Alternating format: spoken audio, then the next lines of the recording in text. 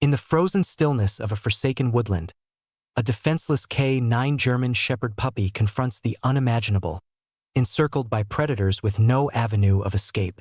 Yet, just as his end seems preordained by fate, something far more potent than mere survival ignites: the indomitable connection between a damaged man and a broken pup.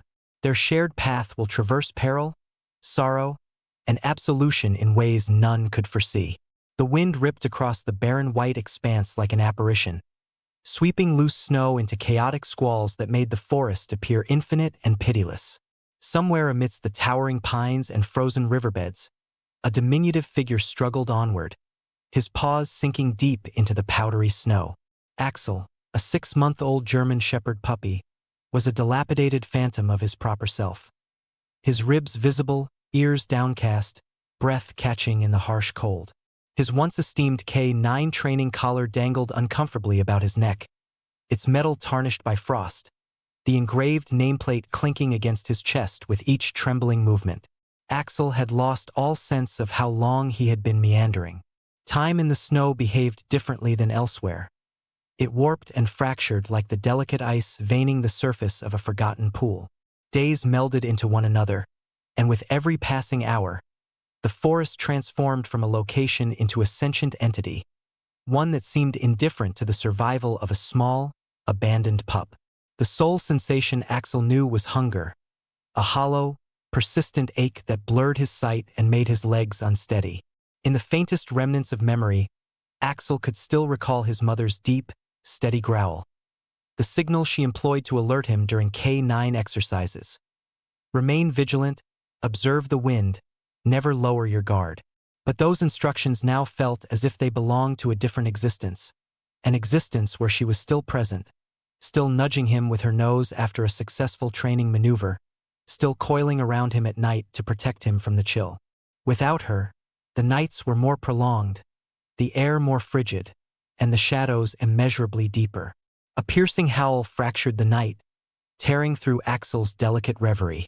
His ears pricked up, muscles tensing despite the soreness.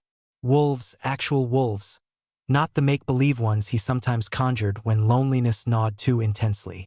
The sound came once more, nearer this time, swelling into a blood-curdling chorus that seemed to cascade over the hills like a tangible wave. Axel's heart pounded against his ribs. He was no longer merely a stray, he was quarry. Panic propelled him onward, slipping and sliding across the icy surface. His small paw pads were split and bleeding, leaving a trail of crimson dots behind him that starkly contrasted with the endless white. Yet, there was no place to seek refuge. The imposing pines offered no sanctuary, their roots buried deep beneath snowdrifts too substantial for a pup of his size to displace. Every instinct urged him to flee, but his body, his delicate, battered body, simply could not respond to the summons. He faltered to a halt near a fallen log, partially submerged in snow, and nestled beside it, pressing his quivering form against the frozen timber. His eyes, wide and frantic, surveyed the gloom, but the forest offered no solace, only quiet, and then a soft, crunching noise. Footsteps in the snow, unhurried and measured. Axel pressed himself even more tightly against the log, willing himself to dematerialize. Another howl tore through the stillness, closer now, almost derisive. 3 shapes materialized from the tree-line, their gray pelts merging flawlessly with the winter landscape surrounding them. Wolves, gaunt and sharp-eyed, their breath fogging the air like smoke. They moved with a dreadful elegance, circling the fallen log with methodical proficiency. They had scented him. They had located him. Axel attempted to bark, to drive them away, but it emerged as a feeble, hoarse utterance, more a whisper than a genuine threat. The alpha wolf bared its fangs, a low growl resonating through the frigid air. In that instant, the world contracted to the space between Axel and his demise, an invisible boundary he no longer possessed the strength to protect.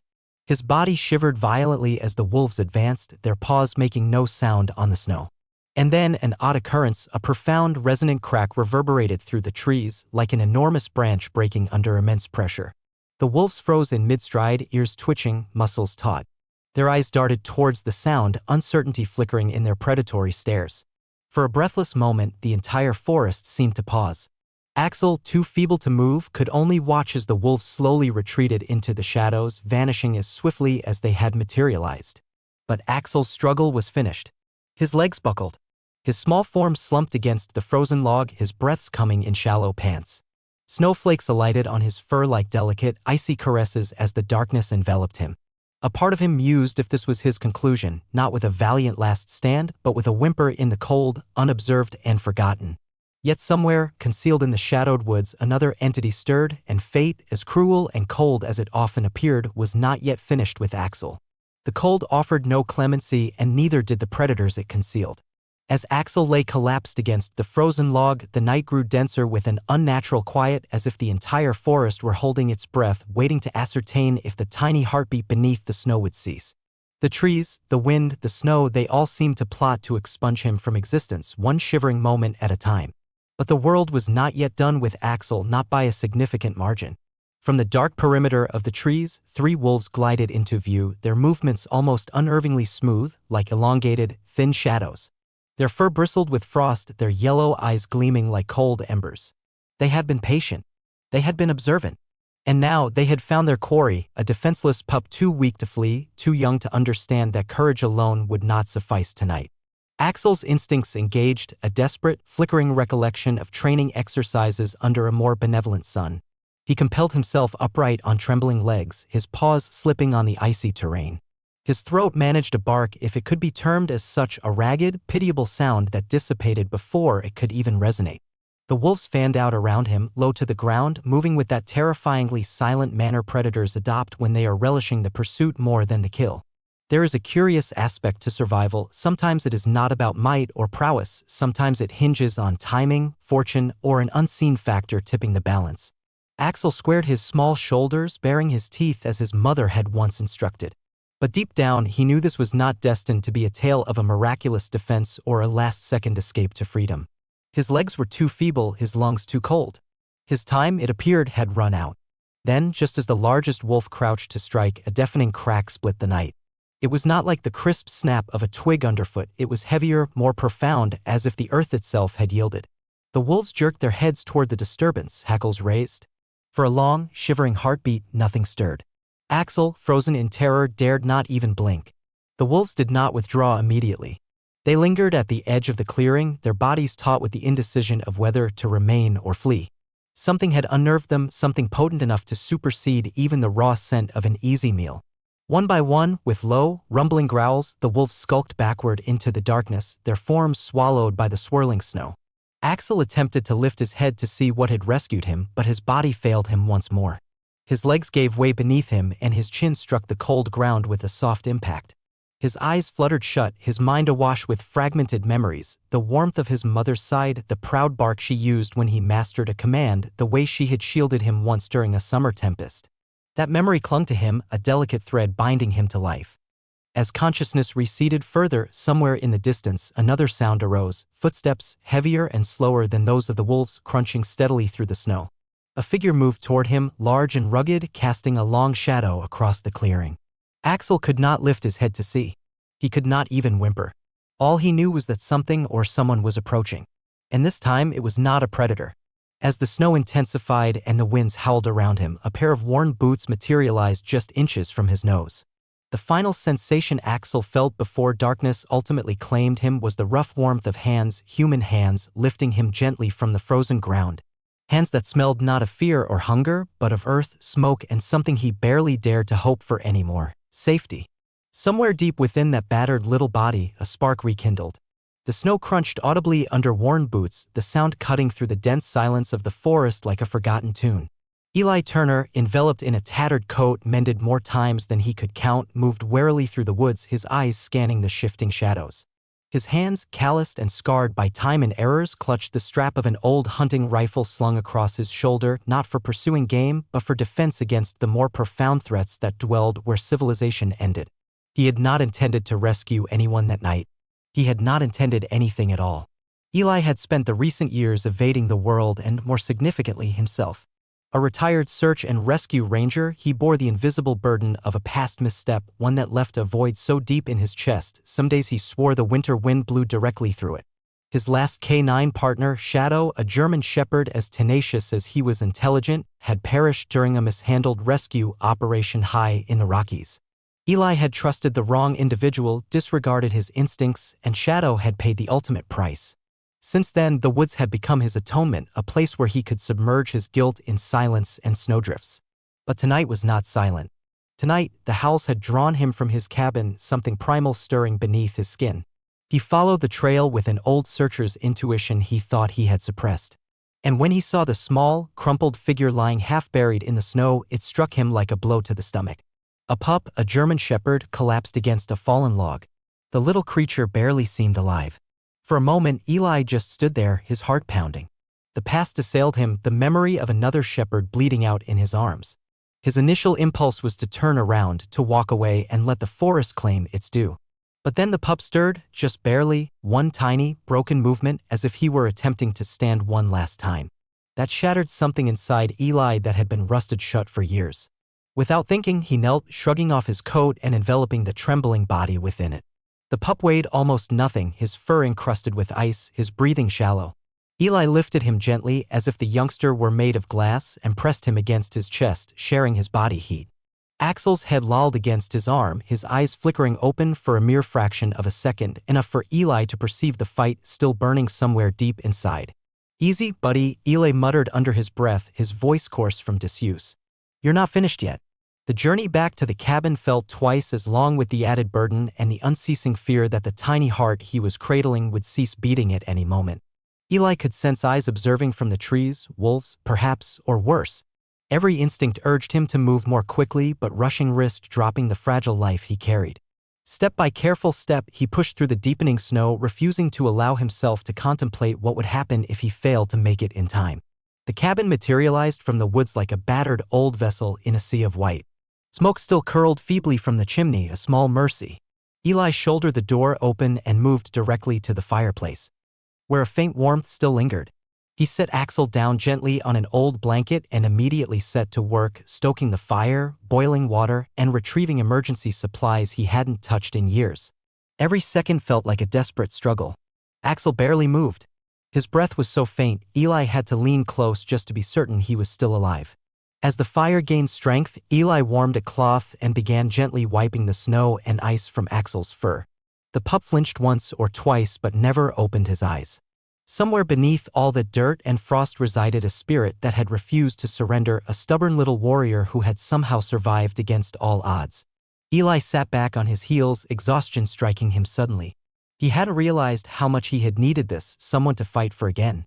Not because it would mend the past, nothing could, but perhaps, just perhaps, it could offer the future a fighting chance. As the fire crackled and the storm howled against the cabin walls, Eli leaned back, rifle across his lap, his eyes never leaving the small bundle of fur by the hearth. He didn't know who had abandoned this pup in the wild or what horrors he had already confronted. But one thing was now certain, Axel was no longer alone. And neither was Eli. Somewhere beyond the cabin, deep in the woods, unseen eyes still watched. But for tonight, at least, hope had managed to find a way through the fissures. The cabin walls creaked and groaned under the storm's pressure, but inside, a delicate sort of tranquility was attempting to establish itself. Eli knelt beside Axel, patiently coaxing tiny spoonfuls of warm broth past the puppy's cracked lips. Every few minutes, Axel stirred, a twitch of a paw, a weak flicker of an ear, but mostly he just lay there, a heap of battered fur and bone waging a silent internal war only he could fight. It was the kind of battle not depicted in films where heroes spring up after stirring speeches. No, this was the slow, agonizing struggle for life that unfolded inch by inch, breath by breath. Eli was no longer adept at hope, that particular faculty had diminished over years of self-imposed isolation. But something about Axel's stubborn little heartbeat, tapping faintly against his palm, kept him grounded in the present. It whispered that perhaps, just perhaps, surrendering had not been the solution after all. As the hours wore on, Eli wrapped Axel more tightly in the old wool blankets once reserved for Shadow, his lost K9 partner. The fire popped and crackled, casting soft, dancing shadows across the rough wooden walls. Outside, the wolves still howled, but farther away now, their frustration lingering like smoke in the frozen air. Eli remained vigilant, rifle never out of reach, every nerve taut. The cabin felt less like a haven and more like a tiny islet in a rising tide of peril. Flashbacks seized him when he least expected them. Swift, searing images of that night on the mountain, the storm, the radio silence, the frantic search through waist-deep snow, and then discovering Shadow buried under a fallen tree, still attempting to crawl toward him. Even as life ebbed from his eyes. Eli had sworn that night he would never trust himself again, never be accountable for another soul. Yet here he was, fighting for a life he hadn't even known existed 24 hours prior. Around midnight, Axel whimpered softly, shifting beneath the blankets. His paws twitched and a tiny whine escaped his throat. Dreaming or remembering, Eli reached out instinctively, resting a rough hand on Axel's side, feeling the rapid thump of his heartbeat under fragile ribs. It was enough to keep Eli rooted to the spot, willing that tiny heart to continue fighting. The firelight caught on something near the window, a flicker, a movement. Eli stiffened, muscles coiling like a spring. He eased to his feet, rifle in hand, and peered through the frosted glass. For a moment, there was nothing, just the endless white and the ragged black lines of the trees. Then he saw them, eyes, multiple pairs, glinting in the darkness just beyond the tree-line, watching, waiting. Eli's stomach tightened. The wolves had not given up.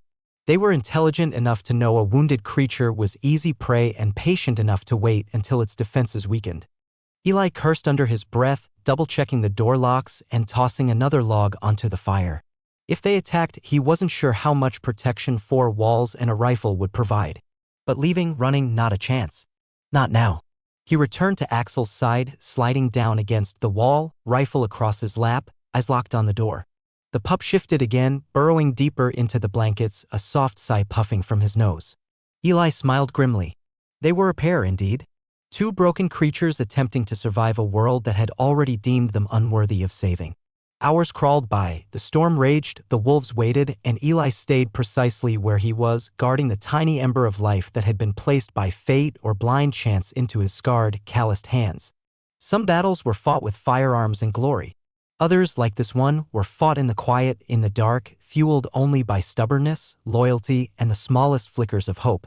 And sometimes, the quiet battles were the ones that changed everything. Morning arrived slowly and gray, the faint sunlight barely penetrating the dense cloud cover. The storm had subsided for the moment, leaving a world enveloped in heavy silence and a fresh layer of snow so thick it seemed to absorb sound itself. Inside the cabin, the fire burned low but steadily, painting the walls with a soft, golden luminescence. Axel stirred from his deep, feverish slumber. His body was stiff and aching, but alive, barely alive, yet alive nonetheless. And that, in a world this cold and cruel, was a small act of defiance against fate itself. Eli, who hadn't slept at all, sat slumped in the old rocking chair near the hearth, cradling a mug of bitter black coffee as if it were the only thing tethering him to the earth. His eyes remained fixed on Axel, tracking every shallow breath, every twitch of a paw. It felt perilous to hope, but hope, that inconvenient little thing, refused to be dismissed. By midday, Axel was attempting to stand. It was a pitiable display, wobbly legs splaying out from under him like those of a newborn fawn, his body trembling with the exertion. Eli knelt, grumbling to no one in particular, and steadied the pup with strong, calloused hands. There was no speech of encouragement, no grand moment, just a man and a dog, both too stubborn to quit, both too broken to feign otherwise. Day after day, the cabin became their battleground and their haven. Axel's strength increased inch by painful inch. Initially, Eli had to carry him outside for his needs, swaddling him against the brutal cold. Then Axel began hobbling after him inside the cabin, a tiny shadow that refused to be detached. Every fall, every stumble was met with gritted teeth and another attempt. Eli found himself creating tiny obstacle courses with firewood and boots, allowing Axel to rebuild his instincts and his strength. The old ranger didn't smile often, but when he did, it was usually because of some ridiculous, clumsy triumph Axel achieved, like leaping 2 inches over a log and looking back proudly as if he had conquered Everest. But the wolves had not vanished. Every evening, as the sun bled into the snowy horizon, Eli would catch glimpses of dark shapes moving along the tree-line. They weren't hunting in the typical wolf manner, nor were they scavenging for food. It was different, more coordinated, more aggressive, as if something had shifted deep within their wild nature. And the strangeness didn't end there.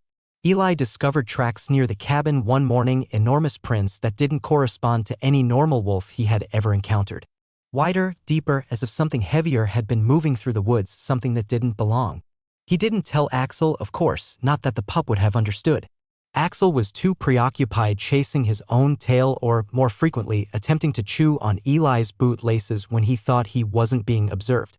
Despite the looming menace, something incredible was developing between them, something Eli hadn't believed himself capable of anymore. Trust.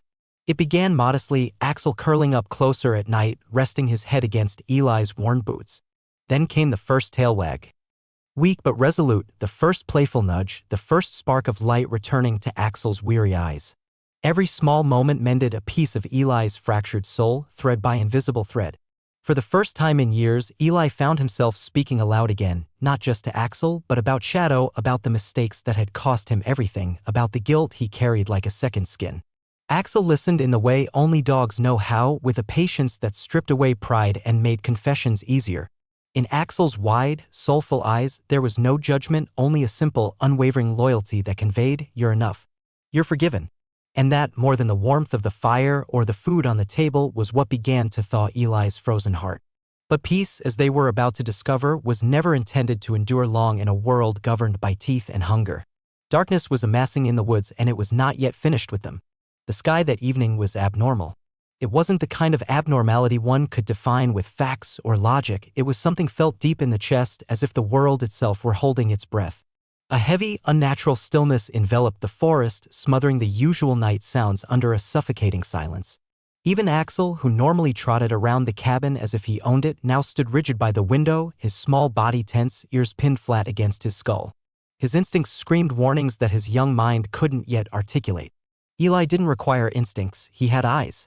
And what he saw turned his stomach to ice, a deep crimson glow suffusing the sky, the full moon rising like a wound above the treetops, a blood moon. In the old tales his grandfather used to narrate, a blood moon was an omen, bad luck, death, things slipping between the cracks of the world that had no business being there. Eli had never been a superstitious man, but tonight, superstition felt remarkably like survival. He moved through the cabin quickly, locking the windows, securing the doors, and throwing extra logs on the fire until it roared against the growing chill. Axel followed his every move, low whines escaping his throat. He wasn't the same fragile pup Eli had found near death weeks ago. He was stronger now, leaner, and his eyes held a fierce spark. But against what was approaching, Eli knew it wouldn't be sufficient because the wolves were back. And they were not alone. The first impact came just after midnight, a body slamming against the front door with a ferocity that rattled the hinges. Axel barked, a sharp, defiant sound that made Eli's heart swell with a mixture of pride and fear. A second crash followed, this one at the rear window, splintering the old wood frame. Eli grabbed his rifle, positioning himself between Axel and the door, every muscle coiled tight. Then came the howls, not the clean, sharp howls of wild wolves, but something broken, guttural, twisted. It was the sound of rage, of sickness, of something not entirely natural. The cabin shook under the onslaught.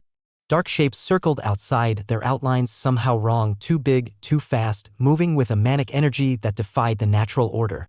Axel stood his ground beside Eli, tail stiff, hackles raised. For a heartbeat, Eli considered sending him to the cellar, locking him away, ensuring his safety. But the look in Axel's eyes, the burning loyalty, the stubborn courage, stopped him. They were in this together, win or lose. Another crash, and the front door buckled inward, hanging by a single hinge. A wolf lunged through, its fur patchy and matted, eyes wild with something beyond hunger. Eli fired once, the crack of the rifle deafening inside the cabin. The wolf yelped and disappeared back into the night, but more were coming, their snarls escalating into a frenzy. Eli fought like a man possessed, loading and firing, shouting at Axel to stay close, but it wasn't enough. They were too numerous, too swift. A flash of movement, one of the diseased wolves broke through a window. Glass sprayed across the room like shrapnel. Eli swung the butt of his rifle, connecting with a sickening crunch. But in the chaos, he lost sight of Axel. Panic flooded him. "Axel," he roared, scanning the room. And then, through the madness, he saw it, Axel standing over Eli's fallen backpack, teeth bared, facing down a wolf twice his size. The pup's small body shook, but he didn't retreat. When the wolf lunged, Axel dodged with surprising agility, leading it away from Eli, buying precious seconds. Just as the wolf prepared to strike again, a thunderous gunshot split the air, louder, sharper than Eli's old rifle. The wolf dropped mid-leap and silence crashed down like a physical force. From the edge of the broken window, a figure emerged, a silhouette against the blood-red sky, a woman, rifle in hand, eyes fierce and determined. She moved with the confidence of someone who had encountered monsters before and was unimpressed. Axel collapsed to the ground, sides heaving, a thin line of blood trailing from a shallow gash across his flank. Eli dropped beside him instantly, hands trembling as he checked the wound, superficial, thank God. But the pup was exhausted, battered, and barely conscious. As Eli cradled Axel against his chest, the stranger approached, scanning the tree line with her rifle still raised. "You're fortunate I was tracking them," she said, her voice low and steady. "But luck's about to expire if we don't move." Outside, the woods shifted again, darker things stirring under the blood moon's gaze. The true battle was only just commencing. The dawn following the blood moon brought a brutal, bone-deep chill, the kind that felt personal, as if the forest itself sought to punish anything still drawing breath. The cabin was a ruin, half the windows shattered, the door barely clinging to its hinges. The fire had dwindled to glowing embers, and the scent of blood, both human and animal, hung thick in the air. Yet somehow, against odds no rational person would have wagered on, Eli, Axel, and their unexpected ally were still standing. The woman identified herself as Harper Quinn, a wildlife biologist from a town 2 valleys distant. Her presence was not accidental. For weeks, she had been tracking the wolves, documenting their erratic behavior and unexplained aggression. She spoke with a taut, clipped urgency that wasted no words. Something was amiss out here. Very amiss. "They're infected," she explained, crouched beside the fire, checking the magazine of her sleek hunting rifle. "Some kind of neurological ailment. I don't know if it's a mutation or a weaponized strain, but it's spreading rapidly." Eli listened, his jaw clenched tight. It clarified too much and not enough simultaneously. The size of the wolves, their madness, the tracks he couldn't identify. But inquiries could wait, survival could not. Harper outlined a desperate strategy. The sole chance to contain the spread was to lure the infected wolves into an old ice ravine deep in the woods, a natural trap. If they could collapse the snow shelves above it, they could bury the wolves alive, cutting off the infection before it reached nearby towns. It was brutal, perilous, and their only option. And Axel, limping but alert, was pivotal. The wolves desired him, they had been hunting him from the outset, drawn by something Harper couldn't explain but that Axel seemed to possess, perhaps a scent, perhaps something deeper. It didn't matter. He was their beacon. He would have to be the bait. Eli's heart twisted painfully at the notion. He had just begun to reconstruct something fragile and sacred within himself, piece by piece. And now he was being asked to risk it all on one last, impossible mission. Every instinct screamed to shield Axel, to barricade the cabin and fight to the bitter end. But looking into the pup's eyes, bright, determined, unafraid, Eli knew the decision had already been made. Axel wasn't just surviving anymore, he was fighting. And Eli, he owed it to both of them to fight too. The plan was reckless by design. Eli and Harper would create noise and confusion from opposite sides of the woods, herding the infected wolves toward the ravine. Axel, wearing an old rescue harness Eli had patched together with trembling hands, would run the center line, drawing the pack's full attention. It was madness. It was genius. It was hope disguised as desperation. As they prepared, Eli worked in silence, adjusting straps, checking gear, reinforcing the old snowshoes he hadn't touched in years.